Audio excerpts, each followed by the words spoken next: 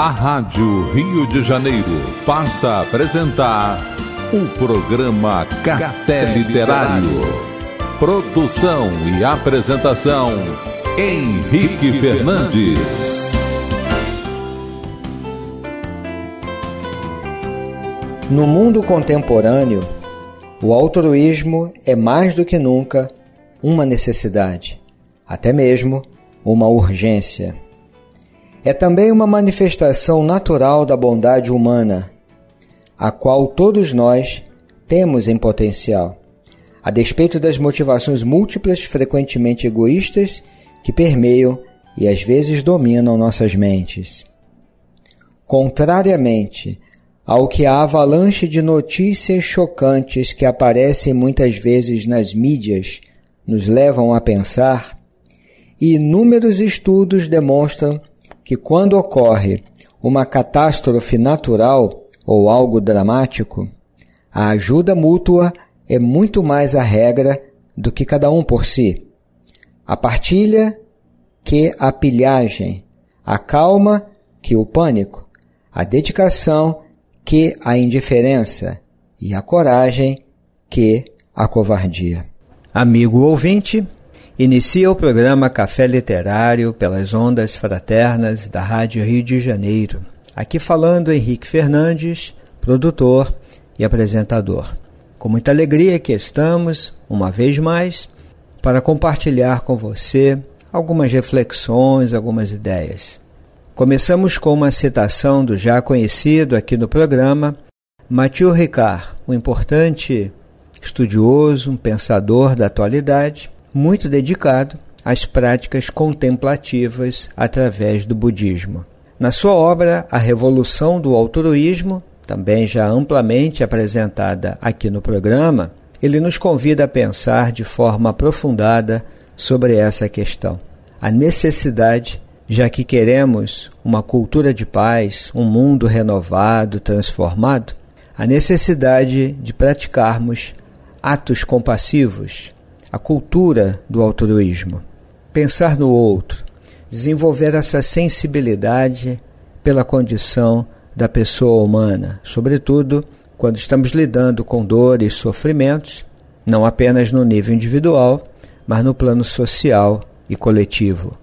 Quando contemplamos o mundo e vemos tantas ações de indiferença, em particular eu gosto de citar uma frase que está nas páginas do Evangelho segundo o Espiritismo, quando um amigo espiritual diz que a virtude da nossa geração é a inteligência. As conquistas na área da inteligência, a cognição, o intelecto. E o seu vício é precisamente a indiferença moral.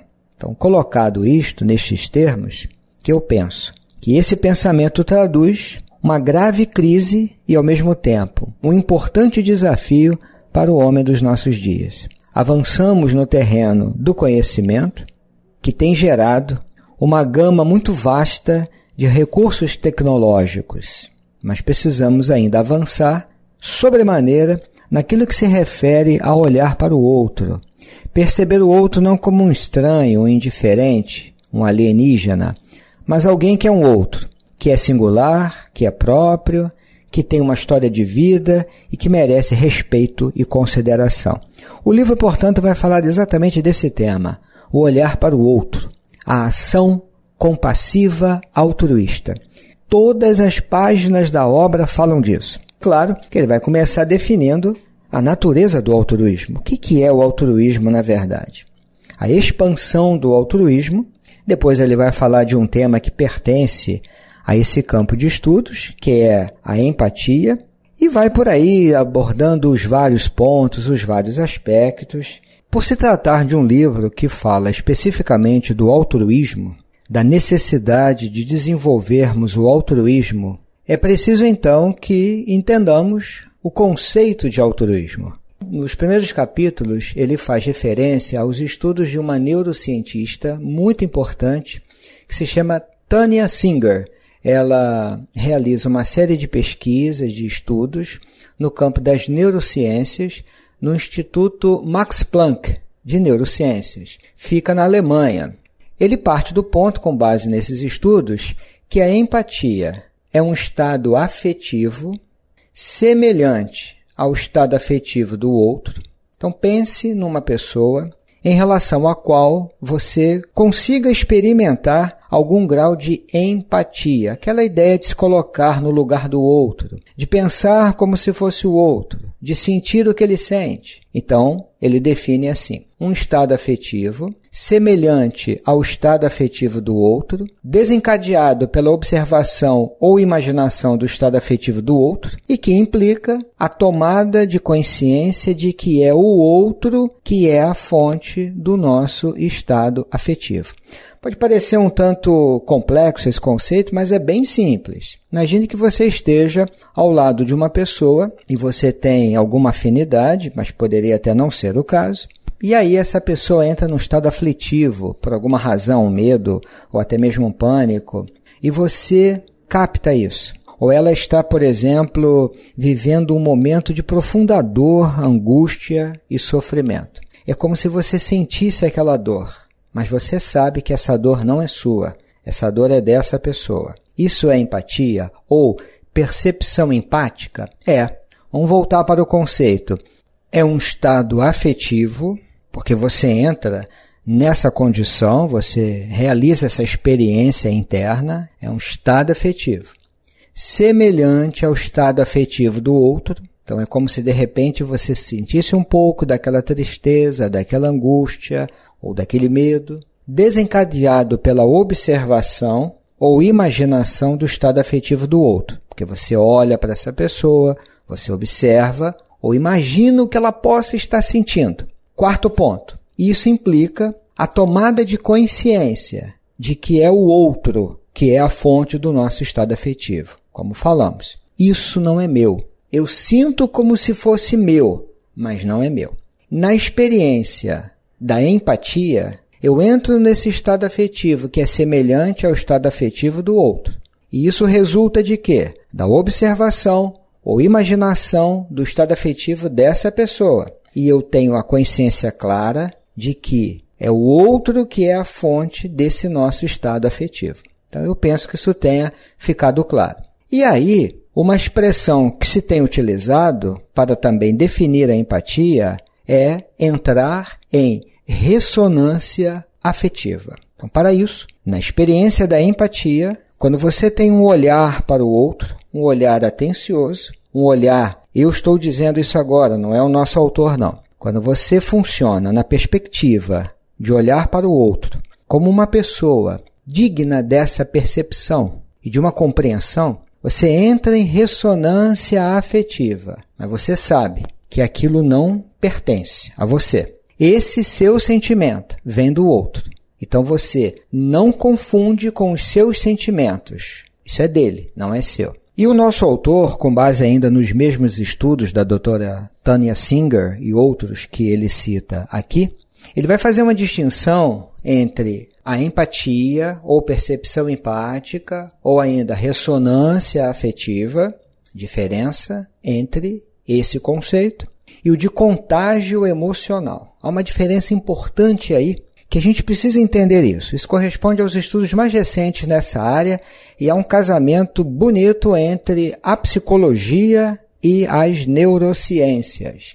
Ele dá um exemplo aqui de um bebê. Quando um bebê começa a chorar, quando ouve outro bebê chorar. Quem é que nunca viu isso? O bebê está quietinho, tranquilo, na dele, como se diz, mas de repente, ao lado dele, um outro bebê começa a chorar. E aí ele começa a chorar também. Quer dizer que ele está experimentando a empatia? Não, não é esse o conceito. Isso não significa necessariamente que ele esteja experimentando a empatia, ou que ele até se preocupe com o outro bebê. Ele não tem uma estrutura intelectual, cerebral, que lhe permita, nesse momento, ter um olhar para o outro. Então, esse conceito é de contágio emocional. Não é uma percepção empática. É quando você experimenta esse desconforto ou a emoção que é do outro, você se sente contagiado pelo outro. Mas isso não resulta de uma percepção consciente, clara,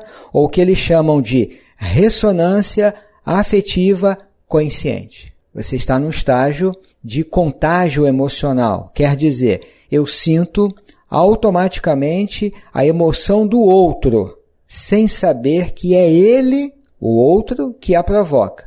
E eu nem estou realmente consciente do que acontece comigo. Eu estou ansioso quando você diz, sim, eu estou ansioso porque ele está ansioso. Aí não é mais contágio emocional. Aí a gente passa a falar de empatia, ou vamos repetir, uma ressonância afetiva consciente. Então vimos dois conceitos importantes, contágio emocional e empatia, ou as expressões sinônimas, percepção empática ou ainda ressonância afetiva consciente. Então ele dá o exemplo de uma pessoa, de uma mulher que está sentada ao lado do marido, mas naquele momento não presta atenção nele. Então à medida que ele começa a respirar mais rápido, olha que exemplo interessante, sem que ela esteja verdadeiramente consciente, a sua respiração, ou seja, a respiração da esposa, acelera e ela se torna mais agitada. Entendemos a situação? Uma mulher sentada ao lado do marido, mas ela não está naquele momento prestando atenção nele. Ele, o marido, começa a respirar mais rápido. De alguma forma ou por alguma razão, alguma coisa muda dentro dele. Sem que ela, a esposa, se dê conta, a sua respiração também se acelera e ela fica mais agitada. Isso se chama contágio emocional. É automático e a gente nem sempre observa isso. Até porque quando nós observamos, já saímos do automatismo.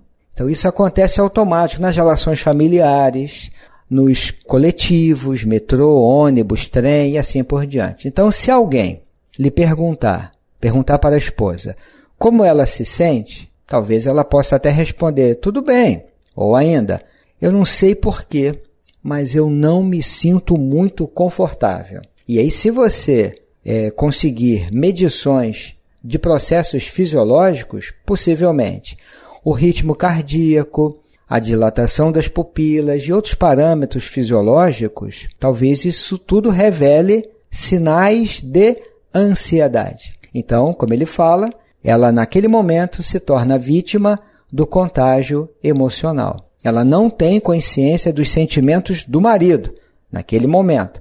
Ela tem somente uma percepção confusa dos seus próprios sentimentos. Mas então, aí já vamos passar para uma outra etapa. Ela percebe que está preocupada pelo fato de seu marido ser muito ansioso. Aí ela se dá conta de que o marido habitualmente tem um padrão de respostas ansiosas.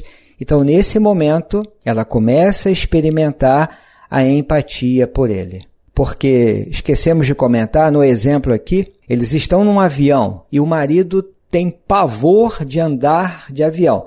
Isso faz toda a diferença, não é verdade, amigo ouvinte? Quando ela se lembra, já não está mais no contágio emocional. Nossa, o meu marido tem pânico de andar de avião e eu não tinha me dado conta disso. Ele deve estar passando mal. Então ela experimenta um certo mal-estar e sente também que a sua respiração mudou, que o pulso acelerou. Ela está consciente de se sentir aflita porque o marido está atormentado por essa emoção. Então não há confusão entre ela e ele. Aí sim começa o conceito de ressonância afetiva consciente, ou empatia, ou percepção empática. Agora, isso quer dizer que ela vai querer agir de algum modo para minimizar o sofrimento desse marido? Isso é uma outra etapa. A segunda etapa é da empatia. Empatia é só empatia. E aí vamos brincar um pouco com isso? Não é uma brincadeira muito simpática, mas vamos lá. Você passa, está muito ocupado, apressado, atrasado, mas vê uma pessoa dentro de um buraco. E essa pessoa, naturalmente, está ali aflita. Você olha e, num ato de percepção empática, você diz, olha, deve ser muito complicado estar aí nesse buraco. Eu sinto como se eu estivesse aí, uma angústia profunda, só que eu estou muito ocupado porque eu tenho compromissos me aguardando. Tive empatia. Não foi contágio, foi percepção empática, senti até um desconforto, eu sei que não é meu, foi disparado em mim por perceber aquela pessoa naquele quadro de dor, mas eu sigo o caminho. Posso até me sentir culpado, qualquer coisa. Mas empatia é isso. Agora, quando eu, a partir da ressonância afetiva consciente, desenvolvo o desejo, mais exatamente falando, a vontade de querer aliviar aquele sofrimento, minimizar aquela dor, o primeiro passo é a percepção empática. Mas mais do que isso, eu avanço pelo caminho, digamos assim, da ação altruísta, ou eu experimento a compaixão. A compaixão ou a motivação altruísta é a mesma coisa. A marca desse fenômeno, dessa experiência afetiva, digamos assim, é a ação clara, deliberada de minimizar ou de tentar minimizar a dor, o sofrimento do outro. Se não, é percepção empática. Estudos no campo das neurociências que especialistas têm realizado mostram que a empatia pode levar ao esgotamento, ao cansaço, porque está associada a áreas do cérebro que também são estimuladas quando experimentamos emoções mais difíceis, como o medo, a raiva, a mágoa e assim por diante. Ao passo que o altruísmo nunca cansa, a compaixão nunca nos esgota, nunca leva a um burnout, a síndrome do esgotamento. Nunca, mas nunca mesmo, porque a compaixão, o altruísmo, acaba ativando áreas do cérebro que também são ativadas quando experimentamos emoções positivas. É exatamente essa calorosa solicitude, como ele fala, essa motivação de fazer algo para atenuar o tormento, no caso aqui do exemplo do marido, é que marca a ação altruísta. E ela pode pensar assim: comigo está tudo bem, mas meu marido está transtornado. O que fazer para que ele não seja tão afetado por isso? Eu vou segurar a sua mão e tentar acalmá-lo e reconfortá-lo. Então, segundo os estudos na área, isso se chama, tecnicamente, hoje, na área das neurociências e na área da psicologia, se chama compaixão ou motivação altruísta. Então, tudo isso nos leva a acreditar, amigos, que o que vai nos possibilitar construir, aí são reflexões pessoais, o que vai nos levar a construir um mundo melhor, uma nova sociedade, uma nova geração de pessoas mais conscientes, de pessoas mais sensíveis à dor do outro, é exatamente a ação altruísta. Empatia sempre ajuda, mas não resolve a dor do outro. Entrar em ressonância afetiva consciente mostra algo muito importante. Eu tenho um olhar para o outro. Mas e o que eu posso fazer a partir disso? Tentar aliviar essa dor, esse sofrimento. E aí, é segurar a mão e dizer: eu estou aqui e quero fazer algo por você, tanto quanto muitos outros já fizeram algo por mim nas minhas experiências de dor e de sofrimento. Isso se chama compaixão, altruísmo. Eu penso que esse conhecimento, como aliás qualquer conhecimento útil, tem implicações éticas fundamentais. Não há como pensar esse tema fora de um contexto mais amplo, que é social, não apenas individual. Evidentemente que ajusta as nossas relações interpessoais, harmoniza, mas isso alcança camadas muito maiores ainda, porque envolve o fenômeno social, a vida em sociedade. É o lugar do outro na vida de cada um de nós.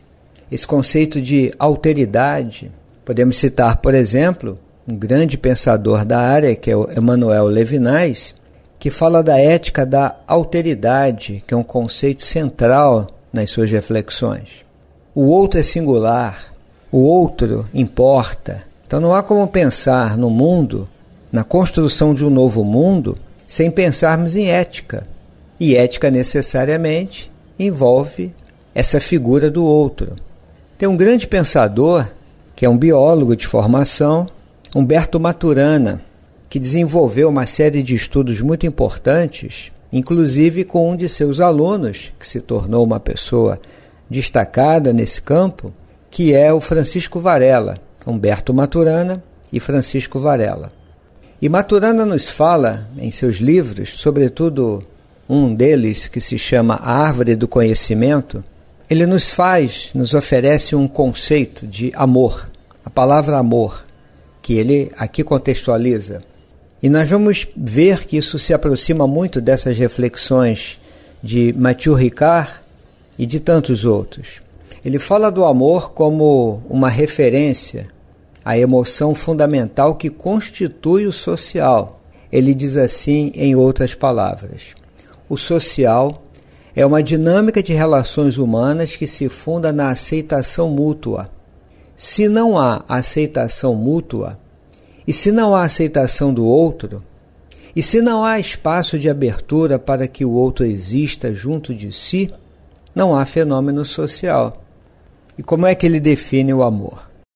Nós falamos de amor toda vez que nos encontramos numa situação na qual as pessoas, junto com outras pessoas, em sua relação com os objetos, se conduzem aceitando o outro como tal, junto de si.